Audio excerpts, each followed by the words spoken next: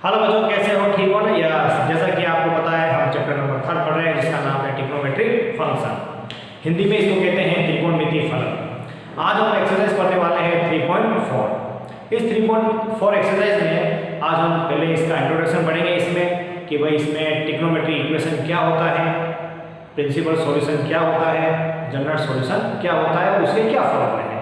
ये इंट्रोडक्शन अगर आपके ध्यान में होगा तो 3.4 आप एक्सरसाइज कर सकते हैं। तो देखते हैं सबसे पहले ट्रिग्नोमेट्रिक इक्वेशन। तो लिखा है ट्रिग्नोमेट्रिक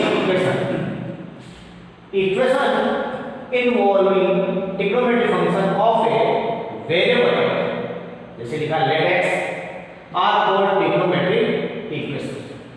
यानी एक ऐसा इक्वेशन जिसमें कोई ट्रिग्नोमेट्रिक फंक्शन किसी भी वेरिएबल के साथ इन्वॉल्व हो तो उसको हम कहते हैं ट्रिग्नोमेट्रिक इक्वेशन। जैसे ट्रिग्नोमेट्रिक फंक्शन आप जानते हैं कौन कौन से, मैंने बताया साइन, कॉस, टेन, कॉट, सेक, कोसेक। अब हमें इसके साथ कोई वेरिएबल लगाते हैं, जैसे मान लिया मैंने लगाया x, sin x इक्वल मान लो लिख दिया 1/2। तो ये जो दिख रहा है ये एक ट्रिग्नोमेट्रिक इक्वेशन है, क्योंकि इसमें कोई भी ट्रिग्नोमेट्रिक फंक्शन किसी वेरिएबल के साथ जुड़ के कोई इक्वेशन बना रहा है। तो ऐसा अगर हमें कोई दिखता है तो उसको हम कहेंगे ट्रिग्नोमेट्रिक इक्वेशन। जैसे यहाँ लिखा है sin x इक्वल 1/2। अब यहाँ sin x इक्वल 1/2 आया तो x की जगह वैल्यू क्या है ये आपको बतानी है। x कितने डिग्री का होगा तो उसकी वैल्यू 1/2 आएगी। लेकिन आपने 10 क्लास में पढ़ा है कि 1/2 किसकी होती है, वैल्यू sin 30 डिग्री की होती है। sin 30 को हम लिखते हैं डिग्री को sin π/6। इसको रेडियन में π/6 लिखते हैं। पाई 180 डिग्री होता है, उसमें 6 का डिवाइड करेंगे तो 30 डिग्री आ जाएगा। तो इसको हम लिखेंगे sin π/6। अब हम यहाँ देखते हैं sin x इक्वल sin π/6, दोनों तरफ sin है, sin हट जाता है, x की वैल्यू आती है π/6। यानी ये π/6 x की एक ऐसी वैल्यू है, ये इस ट्रिग्नोमेट्रिक फंक्शन यानी sin का एक ऐसा रूट है जो इसको सेटिस्फाई करता है। तो जो सेटिस्फाई कर रहा है x की अननोन वैल्यू जो x है उसको हम जो ले रहे हैं उसको हम कहते हैं रूट्स ऑफ ट्रिग्नोमेट्रिक इक्वेशन। तो यहाँ x यानी sin x का एक रूट कहलाता है। अब अगला देखेंगे प्रिंसिपल सॉल्यूशन। इसमें लिखा है the solution of a trigonometric equation for which 0 less than equal x less than equal 2π are called principal solution. किसी भी ट्रिग्नोमेट्रिक इक्वेशन का प्रिंसिपल सॉल्यूशन वो होता है जिसमें हम जो रूट्स ले रहे हैं वो किसके बिटवीन होने चाहिए, 0 और 2π के बिटवीन। यानी 0 के इक्वल भी हो, 2π के इक्वल भी हो, उसके बिटवीन भी हो। ऐसा अगर हम लेके देखते हैं तो वो जो आते हैं रूट्स, वो जो उसका आता है सॉल्यूशन आता है उसको हम कहते हैं प्रिंसिपल सॉल्यूशन। जैसे मैंने अभी बहुत वापस लिया है sin x को 1/2, sin x इक्वल sin π/6। तो यहाँ x की वैल्यू है π/6। ये x की वैल्यू है जो इसको सेटिस्फाई करती है, इसको कहेंगे प्रिंसिपल वैल्यू। इसके जितने भी आगे और सॉल्यूशन निकलेंगे वो प्रिंसिपल सॉल्यूशन कहलाएंगे किसके, ट्रिग्नोमेट्रिक इक्वेशन के। जैसे आगे मान लो सॉल्व करें तो sin x इक्वल sin π/6 ये पॉजिटिव है, इसको मैं ऐसा भी लिख सकता हूँ sin π - π/6 माइनस कर दिया, इसका मतलब पाई में से माइनस कर दिया, मतलब कहां मुझे सेकंड क्वाड्रेंट में, सेकंड क्वाड्रेंट में साइन पॉजिटिव होता। तो इस वैल्यू को हम ऐसा भी लिख सकता हूं।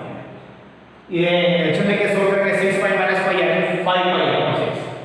तो यहां sin से हट जाएगा तो x की वैल्यू आएगी 5π/6। तो आप इस तरह से देख सकते हैं कि ट्रिग्नोमेट्रिक इक्वेशन के जो प्रिंसिपल सॉल्यूशन आए वो दो आए, एक आया है π/6, एक आया है 5π/6। ये दोनों जो वैल्यू है वो आप देखोगे सोल्व करके भी देखोगे तो 0 और 2π के बिटवीन है। जैसे ये आ गया 30 डिग्री और इसको जब आप सोल्व करोगे तो 150 डिग्री आएगा। 150 जो 0 और 2π के बिटवीन ही है ना। तो 0 और 2π के बिटवीन जितने भी अपन निकालेंगे सॉल्यूशन वो कहलाते हैं प्रिंसिपल सॉल्यूशन। अब आ गया हमारा general solution of trigonometric equation. General solution क्या है, लिखा है इसमें कि the expression involving in the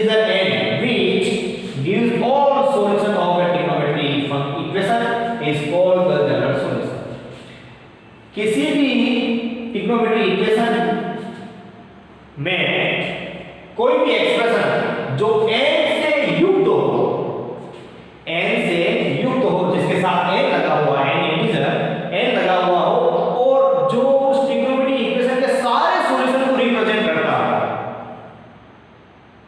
ऐसा मिले तो वो कहलाता है जनरल सॉल्यूशन। मतलब जिसके साथ एक ऐसा एक्सप्रेशन लिखेंगे, उस एक्सप्रेशन में अगर आपको n दिख जाए, n बिलोंग्स टू z, यानी n कहां है, z यानी इंटीजर, तो n जो है एक्सप्रेशन वो ऑल सॉल्यूशन को रिप्रेजेंट करे, तो समझ लेना है वो क्या कहलाएगा, जनरल सॉल्यूशन कहलाएगा।